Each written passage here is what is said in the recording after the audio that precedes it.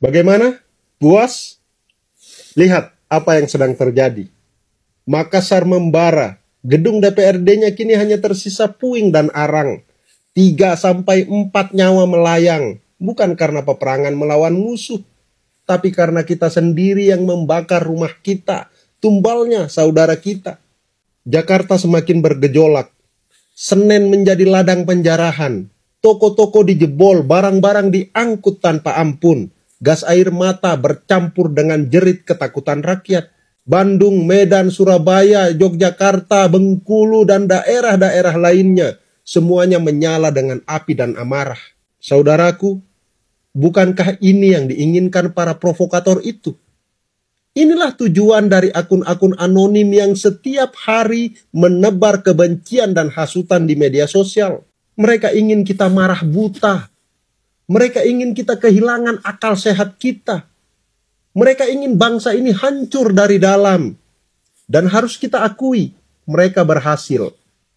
Mereka berhasil mengubah suara hati rakyat menjadi bara kerusuhan. Kita menuntut keadilan, kita menuntut kesejahteraan. Tapi apa yang kita lakukan sekarang? Kita justru memberi mereka kemenangan. Kita membakar fasilitas kita sendiri, kita menghancurkan ruang hidup kita sendiri. Kita menjarah toko tetangga kita sendiri. Dan akhirnya, kitalah yang akan paling merasakan pedihnya akibat perbuatan kita sendiri. Percaya atau tidak, investor sudah melihat semua ini. Mereka yang tadinya siap menanam modal, menciptakan pekerjaan, kini mungkin berpikir ulang. Bahkan mungkin sudah ada yang bersiap angkat kaki. Apa artinya? Lapangan kerja kita akan semakin sempit, ekonomi akan semakin terpuruk. Dan jangan kaget bila PHK massal segera menyusul. Ini bukan ancaman, ini kenyataan pahit yang akan kita telan jika situasi ini terus dibiarkan. Sadarlah, jangan biarkan kita jadi pion dalam permainan orang-orang yang bersembunyi di balik layar. Mereka menyalakan api, tetapi kitalah yang terbakar. Mereka meniupkan provokasi, tapi kitalah yang kehilangan masa depan. Kita sedang dipaksa saling menyakiti. Sementara mereka bertepuk tangan di kejauhan. Hari ini kita harus berani berkata, cukup. Kita boleh marah, kita boleh menuntut hak, tapi jangan sampai kita hancurkan diri kita sendiri. Karena bila bangsa ini runtuh, yang paling menderita bukanlah mereka, melainkan kita, rakyat biasa yang hanya ingin hidup layak dan tenang.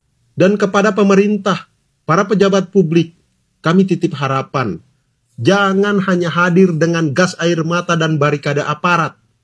Hadirlah dengan langkah yang menenangkan, bukan menakutkan. Kami tahu, kalian pasti bingung harus berdialog dengan siapa. Karena gerakan ini tidak jelas siapa yang mewakili siapa. Masing-masing datang dengan kemarahannya. Jaga fasilitas publik kita dengan tegas, tetapi tetap manusiawi. Tindak para provokator digital dan penyusup lapangan tanpa ampun. Dan yang terpenting, tunjukkan bahwa kebijakan negara benar-benar berpihak kepada rakyat kecil agar keresahan tidak lagi menjadi bara yang mudah disulut. Dan satu lagi, perbaiki komunikasi publik kalian. Jaga diksi, jaga kata-kata, jangan sampai menyakiti hati rakyat lagi. Saudaraku, bangsa ini masih punya harapan. Selama kita mau menahan diri, selama pemerintah mau hadir dengan hati, kita bisa keluar dari kegelapan ini. Thank you.